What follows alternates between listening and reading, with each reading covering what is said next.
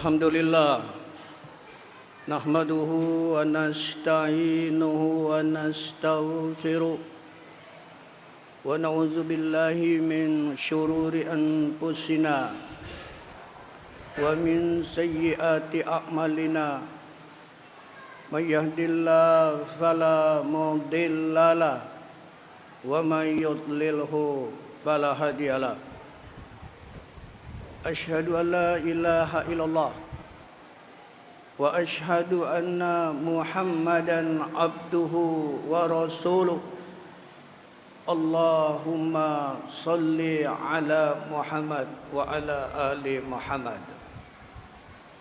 Amma ba'du fa ya ibadallah, usikum wa nafsi bittaqallah wa ta'atihi la'allakum tuflihun. Wa qala Allah Ta'ala fi kitabihil karim, ya ayyuhalladzina amanu taqullaha haqqa tuqatih wa la tamutunna illa wa antum muslimun. Hadirin sekalian jamaah yang seiman dan seperjuangan, yang insya Allah dimuliakan Allah Subhanahu wa Ta'ala. Kita baru saja beberapa hari ini memasuki tahun baru, dan kita telah meninggalkan tahun yang lama. Ketika tahun baru itu datang, maka berarti usia kita itu bertambah. Dengan usia yang bertambah, maka otomatis kesempatan hidup kita di alam dunia ini semakin berkurang. Berkenaan dengan itulah, mari sama-sama kita simak firman Allah dalam surah Al-Hasyr, surat ke-58 ayat 18. Allah Subhanahu wa Ta'ala berfirman, ya ayyuhalladzina amanu taqullaha wal tanzur nafsum ma qaddamat ligad wattaqullaha innallaha khabirum bima ta'malun. Hai orang-orang yang beriman, bertakwalah kamu sekalian, dan hendaklah setiap diri mempersiapkan bekal untuk hari esok. Dan bertakwalah kamu sekalian, sesungguhnya Allah Maha teliti apa yang kamu kerjakan. Hadirin sekalian, ayat ini kalau kita simak baik-baik ayat ini, maka ada 3 perintah Allah. Perintah yang pertama, Allah mengajak kepada kita bertakwa. Lalu perintah yang kedua mengajak kepada kita untuk mengevaluasi diri kita, muhasabah. Lalu yang ketiga, kembali Allah mengajak kepada kita untuk bertakwa. Hadirin sekalian, kita bisa renungkan bahwa dalam satu ayat Allah memerintahkan kepada kita bertakwa sebanyak 2 kali. Para mufassirin di dalam menghadapi ayat ini menyatakan bahwa takwa yang pertama dan takwa yang kedua itu berbeda. Ada para ulama menyatakan takwa yang pertama adalah Allah mengajak kepada kita semua untuk bertakwa dalam rangka melaksanakan seluruh perintah Allah. Lalu takwa yang kedua dalam rangka Allah mengajak kepada kita untuk bertakwa meninggalkan segala larangannya. Lalu yang kedua, ada para ulama mengatakan takwa yang pertama itu dimaksudkan adalah takwa di mana seseorang itu dituntut untuk bertakwa sebatas kemampuannya. Inilah yang kita lihat dalam surat At-Taghabun ayat 16. Fattaqullaha mastata'tum. Maka bertakwalah kamu sebatas apa yang kamu mampu. Tetapi takwa yang kedua, para ulama menyatakan takwa di mana seluruh umat Islam untuk memusatkan ketakwaannya dengan sebenar-benarnya takwa. Itulah yang Allah tegaskan dalam surah Ali Imran ayat 102. Ya ayyuhallazina amanu wala tamutunna haqqa tuqati wala tamutunna illa wa antum muslimun. Hei orang yang beriman, bertakwalah kamu sekalian dengan sebenar-benarnya takwa. Wala tamutunna illa wa antum muslimun, dan janganlah kamu mati kecuali dalam keadaan beriman. Hadirin sekalian jamaah yang berbahagia, di antara yang pertama dan yang ketiga Allah memerintahkan kepada kita untuk bertakwa. Maka di tengah itu Allah memerintahkan kepada kita untuk bermuhasabah. Wal tanzur nafsun ma qaddamat ligat, dan hendaklah setiap diri mempersiapkan bekal untuk mempertanggungjawabkan atas apa yang kita lakukan di alam dunia ini. Hadirin sekalian, apa saja yang kelak akan kita pertanggungjawabkan? Dalam satu hadis yang diriwayatkan oleh Imam Ibnu Hibban dan Imam At-Tirmidzi, Rasulullah sallallahu alaihi wasallam menegaskan, la tazulu qadama abdin hatta yus'al an arba. Tidak akan mampu bergerak kaki seseorang pada hari kiamat nanti sebelum dia mempertanggungjawabkan 4 masalah. Apa saja? Yang pertama adalah wa an umrihi fima afnah. Umur yang Allah berikan itu dihabiskan untuk apa? Hadirin sekalian, ini kadang-kadang di tengah-tengah masyarakat ini sering salah kaprah, menganggap bahwa umur itu bisa panjang atau dipanjangkan. Kenapa demikian? Karena kita tidak bisa membedakan mana usia, mana umur, mana ajal. Yang namanya usia itu adalah kesempatan Allah memberikan kita hidup di alam dunia ini.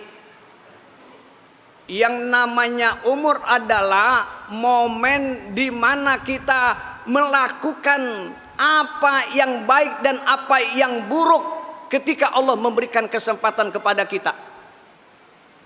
Jadi sampai kapanpun umur itu tidak bisa panjang secara angka.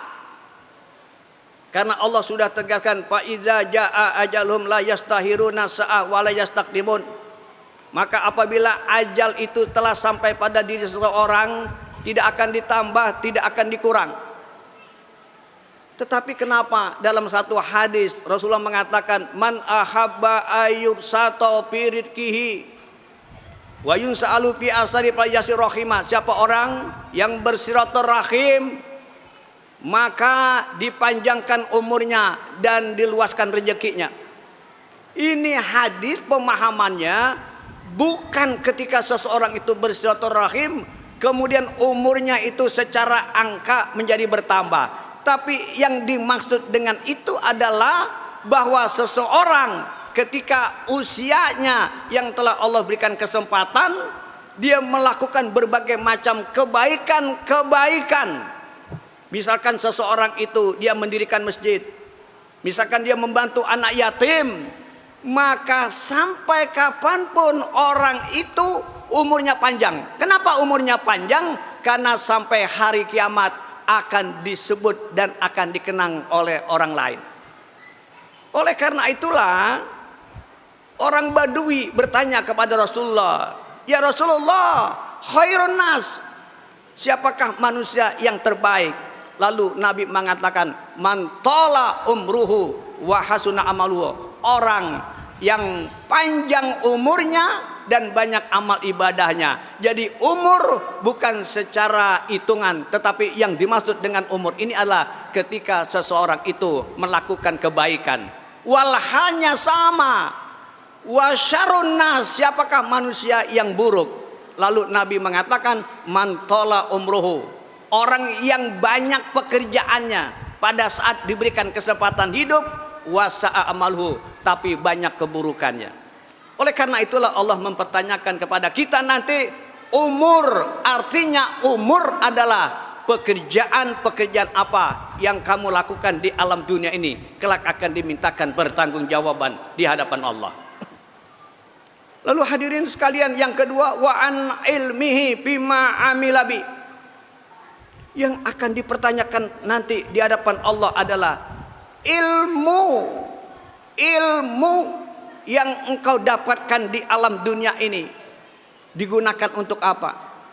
Hadirin sekalian, inilah kita berhati-hati dengan ilmu. Karena apa? Karena ayat yang pertama, surat yang pertama, Iqra, bacalah. Dengan kita membaca, maka kita akan mendapatkan ilmu. Kita belajar, tapi Allah ingatkan, bismi rabbika, dengan nama Allah. Jadi segala ilmu-ilmu itu harus diarahkan kepada Allah Subhanahu wa taala. Sehingga apa? Ketika seseorang itu berilmu, maka hendaklah ilmu itu diarahkan untuk mensejahterakan rakyat banyak, untuk mendamaikan orang yang bertikai, untuk menyejukkan dan menyenangkan, bukan untuk sebaliknya. Karena apa? Karena ilmu yang digunakan untuk kepentingan pribadi, kepentingan kelompok, untuk memecah belah bangsa ini, kelak akan dimintakan pertanggungjawaban di hadapan Allah Subhanahu wa taala. Hadirin sekalian, lalu yang ketiga yang kelak akan ditanyakan oleh Allah adalah wa an jismihi, jasad kita, anggota tubuh kita. Di dalam Al-Quran ada beberapa saja yang Allah sebutkan. Yang kelak akan dipertanyakan adalah tangan dan kaki. Ini yang pertama akan ditanyakan oleh Allah. Kenapa demikian? Dalam surah Yasin ayat 65, ini seringkali dibaca oleh ibu-ibu ketika malam Jumat. Allah berfirman, al-yauma nahtimu ala afwahihim wa tukallimuna aydihim wa tashhadu arjuluhum bima kanu yaksibun. Pada hari nanti, kata Allah, yaitu pada hari kiamat, Allah tutup mulut-mulut mereka. Tidak ada lagi pembelaan diri, tidak lagi bisa berbohong, tidak bisa lagi merekayasa. Lalu setelah mulut-mulut itu Allah tutup, kemudian tangan-tangan ini dengan izin Allah akan berkata, akan mengaku apa yang dilakukan ketika hidup di alam dunia. Apakah tangan ini untuk menjolimi orang? Apakah tangan ini untuk tanda tangan yang isinya itu direka-reka? Atau yang lainnya? Kelak tangan itu akan menyatakan apa yang dilakukan di alam dunia. Kemudian yang namanya kaki, kaki itu akan menjadi saksi atas apa yang dilakukan kemanapun anggota tubuh ini kita akan berada. Hadirin sekalian, 3 hal inilah yang kelak akan dimintakan pertanggungjawaban di hadapan Allah Subhanahu wa taala. Barakallahu li wa lakum fil Qur'anil azim wa nafa'ani wa iyyakum bima final ayati wa dzikril hakim wa taqabbala minni wa minkum tilawata innahu was-samiul alim. Aqulu qouli hadza wastaghfiru innahu huwal ghafurur rahim.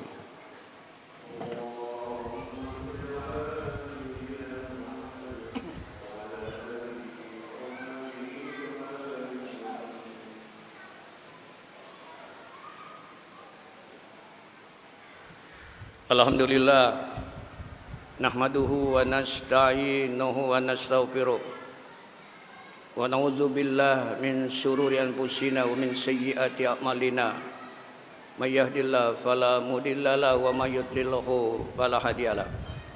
Asyhadu an la ilaha illallah wa asyhadu anna Muhammadan abduhu wa rasuluh.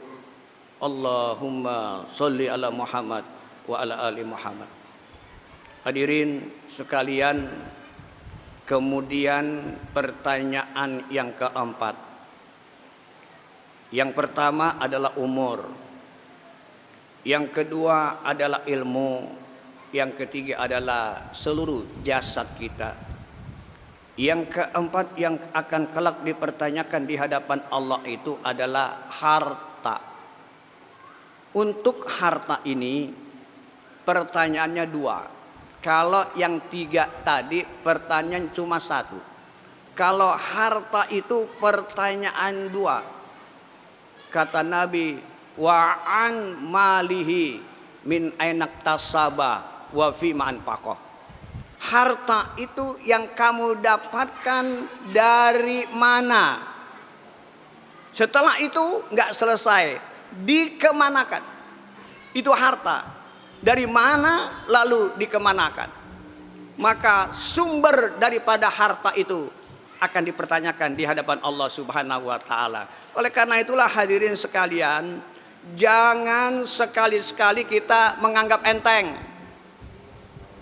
Kalau ada orang datang ke rumah kita memberikan uang sekian-sekian lalu bermohon supaya dipilih, ini hati-hati.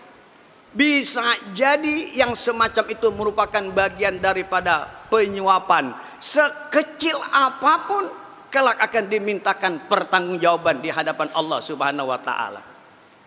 Kalaulah kita diberikan uang dalam rangka memilih seseorang itu, misalkan 200.000 misalkan, tanamkan di dalam diri kita, dengan 200.000 rupiah itu tidak akan membuat kita kaya. Lalu kalaupun kita menolak tidak menerima uang itu, juga tidak akan membuat kita jatuh miskin. Oleh karena itulah hadirin sekalian jamaah yang berbahagia, harta yang ada di alam dunia sekecil apapun itu didapat, kemudian dikemanakan, kelak akan dimintakan pertanggungjawaban di hadapan Allah Subhanahu wa taala. Bahkan dalam satu hadis dikatakan, apabila seseorang memakan harta yang haram, maka niscaya doanya, apapun doa itu, akan ditolak oleh Allah Subhanahu wa taala. Oleh karena itulah hadirin sekalian, dalam rangka kita memasuki tahun baru ini, maka hendaklah kita mengevaluasi diri kita, mana yang kurang kita perbaiki, mana yang salah kita benarkan, mana yang lurus kita luruskan, mana yang tidak jujur kita amanah dan lain sebagainya. Insya Allah diri kita, keluarga kita, bangsa kita akan mendapatkan keberkahan dari Allah di dunia dan di akhirat. Innallaha wa malaikatahu yusholluna 'alan nabi ya ayyuhalladzina amanu sallu alaihi wassallimu taslima. Allahumma salli ala Muhammad wa ala ali Muhammad kama sallaita ala Ibrahim wa ala ali Ibrahim wa barik ala Muhammad wa ala ali Muhammad kama barakta ala Ibrahim wa ala ali Ibrahim fil alamin innaka Hamidum Majid. Allahumma fir lil muslimin wal muslimat wal mu'minin wal mu'minat al ahya'i minhu amwat bi rahmatika ya arhamar rahimin. Allahumma a'izzal Islam wal muslimin wa ahlikil kafatul musyrikin wa la taj'al munafiqin zalimin. Allahumma alif baina qulubil mu'minin wa farij jamatal kubil musyrikin bi inayatika wa rahmatika ya arhamar rahimin. Rabbana fir lana wa liwalidayna warhamhuma kama rabbayani shighara. Rabbana hab lana min azwajina wa dhurriyyatina qurrata a'yun waj'alna lil muttaqina imama. Rabbana atina fid dunya hasanah wa fil akhirati hasanah wa qina azabannar. Ibadallah, innallaha ya'muru bil 'adli wal ihsan wa ita'i dzil qurba wa yanha 'anil fahsya'i wal munkari wal baghi ya'izukum la'allakum tadhakkarun wa la dzikrullahi akbar.